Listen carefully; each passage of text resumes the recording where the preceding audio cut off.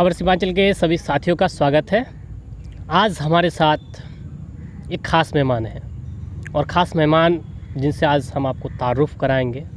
बिहार विधानसभा चुनाव की सरगर्मियाँ धीरे धीरे तेज़ होने लगी है।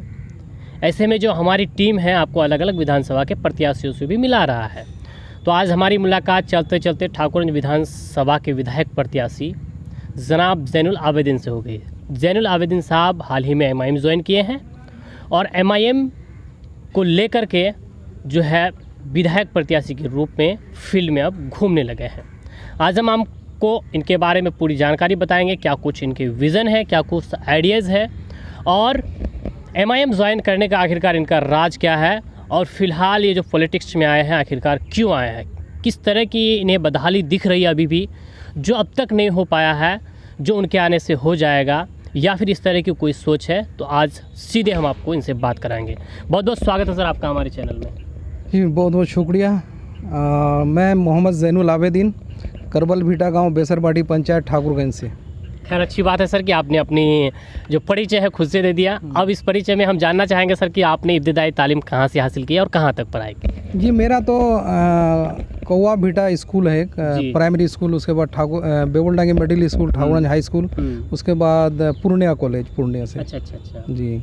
तो खैर सर आप इतना दिन से कहाँ रहते थे और क्या कुछ कर रहे थे सर आप, और पॉलिटिक्स में आपकी इंटरेस्ट क्यों बढ़ गई और हाल ही में आपने फिर एमआईएम ज्वाइन किया, आखिरकार ऐसा क्यों हुआ? जी मैं तो 2015 से एमआईएम ज्वाइन किया हूँ। और मैं 2015 से ही ओवैसी साहब का फॉलोअर हूँ और मैं उनसे काफ़ी मुतासिर होके जो उनके विचार हैं कि जो खास कर सीमांचल के लिए कि जो हम लोगों का बदहाली है किसी भी रिलीजन का है ना, चाहे हरिजन, आदिवासी, अपर कास्ट, नीचे जिनके, वो सब के लिए बात करते हैं। तो ना तो उनका जो सोच है वो सोच को हम लोग यहाँ इम्प्लीमेंट करना चाहते हैं सीमांचल के लिए। तो इसी से मुतासिर होके, और मुझे मेरा ये करियर नहीं कि मैं पॉलिटिक्स में आऊँ, करियर बनाऊँ, ऐसा नहीं है। हम कुछ करना चाहते हैं, जो हमारा विज़न है और कुछ हमारे सोर्सेज हैं वो हम यहाँ करना चाहते हैं। मकसद यही है, इसलिए हम एमआईएम से जुड़े हुए हैं। तो पिछले लोकसभा में काफ़ी मेहनत किया था अख्तरुल इमान साहब के लिए, मैं बहुत मेहनत किया, काफ़ी एरिया घूमा।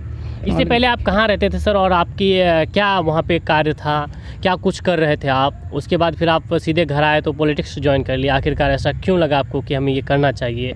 देखिए मैं तो दिल्ली में मेरा बिजनेस है वहाँ पे जी, मैं वहाँ काफ़ी सालों से रह रहा हूँ और मेरा बिजनेस वही है।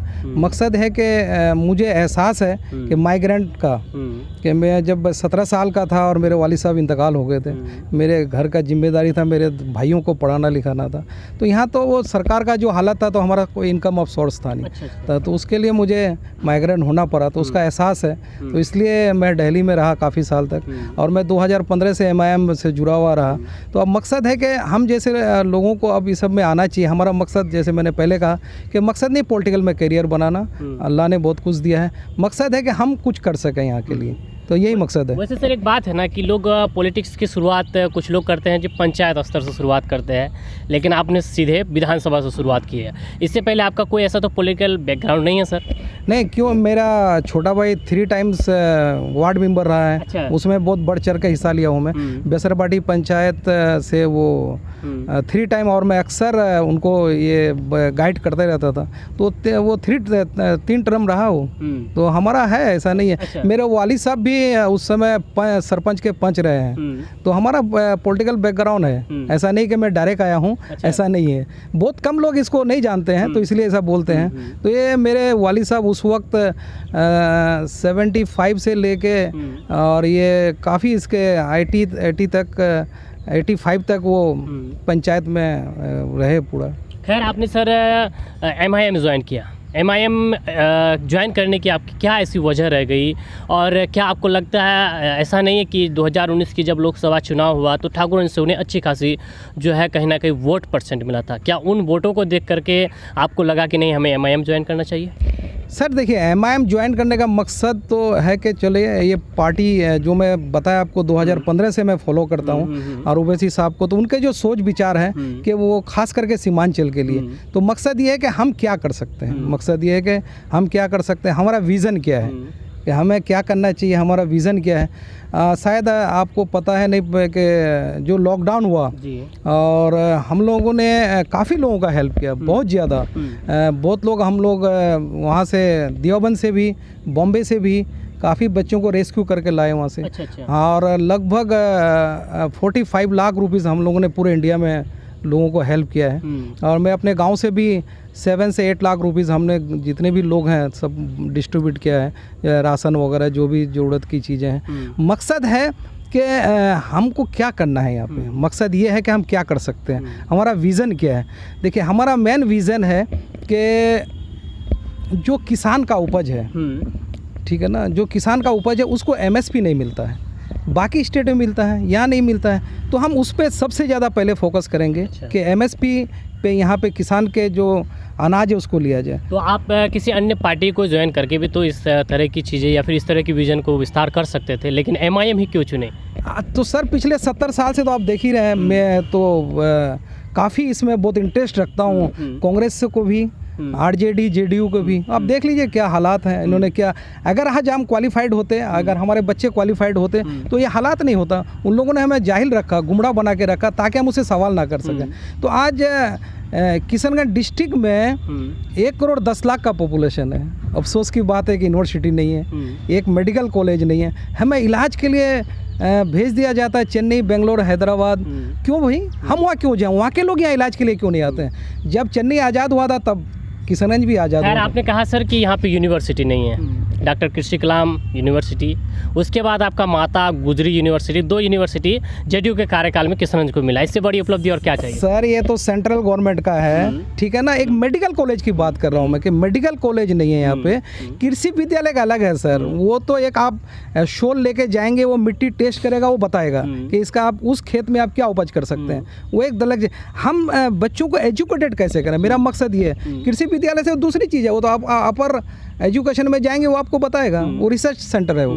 तो अब नीचे से हम कैसे करेंगे? यहाँ के बच्चे बहुत सारे जामिया, DU, हमदर्द जाते हैं, एंट्रेंस टेस्ट में नहीं निकाल पाते, अदर स्टेट के निकालते हैं। तो हमारा वो जो एजुकेशन जो लैक वो हम कैसे कवर करेंगे? तो हमको नीचे से करना पड़ेगा, हमारा मकसद ये है। तो ये जैसे मेडिकल कॉलेज है, आप बोले कि हाँ कृषि विद्यालय है, माता सुंदरी, प्राइवेट है वो, माता सुंदरी प्राइवेट है। तो अब मैं जैसे बोला उसमें तो हर तरह का इलाज नहीं होता है, वो रेफ़र क्यों करते हैं? वो चेन्नई रेफ़र करते हैं, बेंगलोर करते हैं, दिल्ली करते हैं, बम्बई करते हैं, वहाँ के लोग से इलाज के लिए यहाँ नहीं आते हैं। ये तो हर एक ज़िले की बात है, कहीं ना कहीं हर एक ज़िले की बात है कि जहाँ पर इलाज संभव नहीं होता है उसे रेफ़र कर दिया जाता है। सर यहाँ पे के ज़िले की सिर्फ बात सर नहीं, बम्बई वाले तो यहाँ रेफ़र नहीं होते हैं ना, चेन्नई वाले रेफ़र नहीं होते हैं यहाँ पे। खैर वो तो पहले से ही डेवलप नहीं, क्यों डेवलप है सर? हम भी तो जब चेन्नई आज़ाद हुआ था तब किशनगंज भी आज़ाद हुआ था ना, यहाँ क्यों नहीं डेवलप किया? 2009 में ये अलीगढ़ मुस्लिम यूनिवर्सिटी यहाँ बना, ठीक, बहुत अच्छी बात। 2009 से 2013 तक कांग्रेस की सरकार रही, वो उसको क्यों नहीं रेगुलेशन किया? वो बिल्डिंग खड़ा करना था, क्लासेस लेने थे, क्यों नहीं किया? नहीं किया ना। आज शायद आपको पता नहीं है कि वो 2017 में HRD मिनिस्टर प्रकाश जावड़ेकर साहब उनको शिफ्ट करने वाले थे यहाँ से। वो काफ़ी हम लोगों ने हंगामा किया दिल्ली में, तो वो अभी रुका हुआ है। तो क्या लगता है सर कि MIM के साथ सफ़र तय करने के बाद ये सारा चीज़ मुमकिन है? देखिए हम तो ये नहीं कहते हैं कि सब कुछ हो जाएगा, लेकिन नींव रखेंगे तो इंशाल्लाह बिल्डिंग बनेगी, ठीक है ना। मकसद है नींव रखना। हमारे पास स्ट्रॉन्ग टीम है, नेशनल भी इंटरनेशनल भी, हम सारे सोर्सेज हैं हमारे पास कि हम उनसे कैसे स्टेप बाय स्टेप बात करेंगे, हम आगे चलते जाएंगे। हमारा मकसद ये नहीं कि हाँ यार हम सब कुछ कर देंगे, लेकिन इंशाल्लाह हम नीचे से जब शुरू करेंगे तो स्टेप बाय स्टेप इंशाल्लाह कामयाबी मिलेगी। क्या कुछ आइडियाज है सर, और क्या कुछ धरातल मुद्दे हैं आपके? नहीं, मैं तो बताया कि मेरा 2-3 मेन मकसद है कि सबसे पहले जो किसान का है जो उपज है उसको MSP पे लिया जाए। दूसरा मकसद है कि हम मेडिकल कॉलेज यहाँ चाहिए सबसे, हम कहीं इलाज के लिए बाहर नहीं जाएंगे। अब वक्त आ गया है और उम्मीद है इंशाल्लाह जो मजलिस को लोग समझ गए हैं कि मजलिस अब सवाल करने के लिए सिखा दिया लोगों को, अब उससे भाग नहीं सकते हैं। दूसरा एक यूनिवर्सिटी, ये 3 मेन मकसद है कि हम अगर ये तीनों पे फोकस करेंगे इंशाल्लाह कि हमारे इलाके का हालात सुधरेगा। अब हमारे पास देखिए हमारे यहाँ पाइनएप्पल की खेती होती है यहाँ पे, ठीक है ना, हाँ बड़े पैमाने पे। 2014 में एयरटेल कंपनी यहाँ किशनगंज में पाइनएप्पल का फैक्ट्री लगाना चाह रहा था, लेकिन हमारे विधायक जी ने ध्यान नहीं दिया। वो फैक्ट्री उठ के चलेगी मुजफ्फरपुर, वहाँ लीची का लगा लिया। क्यों साहब, अगर ये फैक्ट्री यहाँ लगती तो हमारे पाइनएप्पल 35 से 40 में बिकता, हमें परेशानी नहीं होती, हमारे काफ़ी बच्चे उसमें जॉब हो सकता था। तो क्या लगता है कि आपको लगता है कि जो पिछले जो 10 साल से जेडीयू का कार्यकाल चल रहा है, तो आपको किस तरह का विकास दिख रहा है, क्या आपका नजरिया कहता है? मुझे तो कोई विकास नहीं था, वो रोड रास्ता ये सब की बात करता है, वो कोई बात नहीं है सर। वो तो जो एमएलए का फंड है वो मिलेगा, वो लीव इट, वो कोई विधायक जी तो बोल रहे हैं कि इनको भी काफ़ी जद्दोजहद के साथ लाना पड़ता है, लेकिन लोग इस चीज़ को समझते नहीं। सर जिद्दोजहद कुछ नहीं है, जो एमएलए एमपी का फंड है वो तो मिलेगा ही। अभी मैं आपको बता दूं, ये महानंदा पुल है हमारा, जो तैयबपुर और ठावंज को जोड़ता है, वो अभी तक वन वे ही है। एक डिस्ट्रिक्ट को ज्वाइन करता है, एक बंगाल इस्लामपुर को ज्वाइन करता है। एक गाड़ी खड़ी रहती है, फिर दूसरी गाड़ी पास होती है। सपोज एक अगर कोई मरीज इमरजेंसी में जाना, उधर से 10 गाड़ी आ रहा हो, तब तो हो गया काम उसका। ठीक है, अभी मैं देलेगांव गया था, अभी तक पुल ही नहीं बना है। 70 साल से एक पुल नहीं है। वहाँ जो मैं लोगों का दर्द देखा, मैं पिछले साल लोकसभा में भी गया था, वहाँ पे उन्होंने वोट का बायकाट भी किया था, मैं काफ़ी समझाया उन लोगों को। अब वो कहीं मैं लोगों से बात किया कि जो हमारी बहन बेटियाँ जो प्रेग्नेंट है, उनका डिलीवरी इशू होना था, नाव में इशू हो जाता है। कितनी अफसोस की बात है। क्या हम यही झेलते हैं ना 70 साल से? ये कांग्रेस का देन है, जेडीयू आरजेडी का यही देन है। एक रूलिंग पार्टी का एमएलए सर, जिसकी सरकार रही 10 साल, उसका 10 साल एमएलए, 15 साल ने जेडीयू नीतीश कुमार सीएम, उसका 10 साल का एमएलए रूलिंग पार्टी का 4 चांद लगा सकता था किशनगंज डिस्ट्रिक्ट को। कुछ करने की जरूरत नहीं था उनको। वो तो 2-4 हज़ार करोड़ का कोई भी 2-3 प्रोजेक्ट ला सकता था। क्या कुछ कर सकता था सर, जो आज तक भी लोग समझ नहीं पाते? सर वही तो कह रहा हूँ, वो फैक्ट्री यहाँ लगा सकता था। ठीक है, वो किसान का एमएसपी पे जो उपज है वो दिलवा सकते थे। एक मेडिकल कॉलेज भी कर सकते थे, यूनिवर्सिटी भी। ये 2-3 चीज़ आराम है सर। ये किसी पार्टिकुलर किसी के लिए नहीं था, ये किसी का व्यक्तिगत नहीं, ये तो एक किशनगंज डिस्ट्रिक्ट के लिए, 1 करोड़ 10 लाख की आबादी के लिए उसको करना था। खैर, आपने जिस पार्टी का दामन थामा है सर, किशनगंज एक अल्पसंख्यक का जो है बहुत बड़का वर्चस्व है। यहाँ पर जो है कांग्रेस का भी वोटों का उसी पे वर्चस्व है, आरजेडी का भी है, तो कहीं ना कहीं जेडीयू का भी थोड़ा बहुत है। जिस पार्टी का दामन आपने थामा है सर, क्या लगता है कि वहाँ से क्या फ्यूचर दिख रहा है आपको? कि आने वाला जो विधानसभा चुनाव है, जिस तरह से लोकसभा में आप लोगों को अच्छे खासे समर्थन मिले थे, क्या लगता है कि विधानसभा में मिल सकता है ये? इंशाल्लाह उससे बेहतर मिलेगा। मैं पूरा सीमांचल का जो मेरे पास रिपोर्ट है, इंशाल्लाह हम मैक्सिमम सीट जीतेंगे, ये मुझे उम्मीद है। अभी तो बहुत सारी जगह मुझे कहता है कि आप पहले बताइए कौन से पार्टी से हैं, तभी आपको बैठने देंगे। जब बोला जाता है तब हाँ एमआईएम से, तब अच्छा ठीक है। अच्छा। तो वो तो अल्लाह का शुक्र है, लोग, अब मैंने पहले ही कहा कि मजलिस ने लोगों को क्वेश्चन करना सिखा दिया है कि नहीं, अब जागना सिखा दिया लोगों को। अब तो सवाल होगा सर, अब तो जवाब देना पड़ेगा। जो पिछले 70 साल का जो इन्होंने हमारे साथ धोखा किया, वो तो जवाब देना पड़ेगा। तो क्या लगता है सर कि जैनुल साहब पर लोग किस तरह से विश्वास करेंगे? पार्टी को देखकर विश्वास करेंगे या फिर सेल्फ विश्वास करेंगे? नहीं, देखिए ये तो दोनों चीज़ है ना सर। मैं पार्टी से जुड़ा हूँ, तब मैं एमएलए के लिए आया हूँ, ठीक है ना।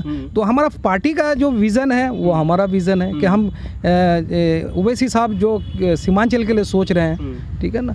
मेरा व्यक्तिगत एक दूसरी चीज़ है, लेकिन पार्टी का जो वही विज़न है कि हम लोग यहाँ ये सिर्फ जो मैंने बताया, ये सारी चीज़ें हम करना चाहते हैं। पार्टी के अलावा आपका क्या विज़न है सर, जो सेल्फ विज़न है? देखिए तो मैं तो वही कह रहा हूँ कि हमको एजुकेशन पे सबसे ज़्यादा ध्यान देना। ठीक, मैं आपसे एक बात है कि इस्लाम 5 अरकान में है, ठीक है, कलमा, नमाज, रोज़ा, हज, ज़कात। लेकिन कुरान शरीफ में जो पहला लफ्ज़ नाजिल हुआ है इकरा बिस्म, इसका मतलब पढ़। तो हमको तो सब अल्लाह ने जब कहा कि भाई पढ़ना है, जब तक हम एजुकेटेड नहीं होंगे हम कुछ नहीं कर सकते। तालीम मेरे लिए सबसे पहला है। खैर, आप जिस विधानसभा से चुनाव लड़ रहे हैं सर, यहाँ पर भी जो है एमआईएम के बहुत सारे दावेदार निकल करके आ रहे हैं, और इनमें से बहुत ऐसे ठोस दावेदार हैं जो बहुत पहले से मेहनत कर रहे हैं। ऐसे में आपका पार्टी के साथ हाल ही में जुड़ना, सदस्यता ग्रहण करना, उसके बाद आप पार्टी के लिए वर्क कर रहे हैं, कहीं ना कहीं फील्ड में अच्छी खासी घूम रहे हैं, तो क्या लगता है सर कि आपको क्या लगता है कि आने वाला दिन में जो टिकट का बंटवारा होगा, तो उस पर आपको कितना विश्वास दिख रहा है? सर जब मैं तो पहले ही बोला, मैं 2015 से जुड़ा हुआ हूँ, ठीक है। मैं अच्छी खासी लेकिन एक्टिव नहीं थे। हाँ, मैं अच्छी तरह से मैं काम करता हूँ, अख्तरुल इमान साहब को भी पता है, पहली बात। दूसरी बात कि देखिए, ये तो टिकट डिसाइड जनाब अख्तरुल इमान साहब जो हमारे स्टेट प्रेसिडेंट हैं, जो सेंट्रल के हैं जनाब असदुद्दीन ओवैसी साहब, तो ये सब डिसाइड करेंगे टिकट किनको देना है। टिकट फैक्टर नहीं है। टिकट ये है कि जिनको भी दे, हमें उनको सीमांचल को पूरा एमआईएम से ये जोड़ना है और ज़्यादा से ज़्यादा सीट हम लोगों को दिलाएं। टिकट वो जो भी अख्तरुल इमान साहब और जनाब असदुद्दीन ओवैसी साहब वो डिसाइड करेंगे टिकट किनको देना है। तो सीमांचल में क्या लगता है सर कि आने वाला विधानसभा चुनाव में कितना सीटें आप लोग निकाल पाएंगे? मैक्सिमम इंशाल्लाह जितनी भी सीटें हम जीतेंगे इंशाल्लाह, 6 के 6। इसमें कोई दो राय नहीं है। और क्या कुछ कहना चाहेंगे सर लोगों को? नहीं, मैं लोगों से ये गुजारिश करना चाहूँगा, आपने 70 साल में सबको देखा, कांग्रेस को, जेडीयू, आरजेडी सबको देखा, ठीक है।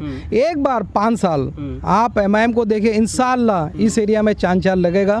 जैसे ओवैसी साहब का सपना है, मुझे उम्मीद है इंशाअल्लाह वो बेहतर से बेहतर यहाँ करने की कोशिश करेंगे। हम उनके साथ कदम से कदम मिला के चलेंगे, हमारी टीम रहेगी, इंशाअल्लाह हम बेहतर करेंगे। हमारे पास नेशनल भी है, इंटरनेशनल जो एक्सपर्ट टीम है जो वो हमें गाइड करते रहेंगे। इंशाअल्लाह हम पब्लिक के लिए बेहतर से बेहतर करेंगे। खैर, बहुत बहुत शुक्रिया सर आपका हमारे साथ जुड़ने के लिए। इसी दमखम के साथ फिर मिलेंगे आपके साथ। थैंक यू बहुत बहुत शुक्रिया। Thank you.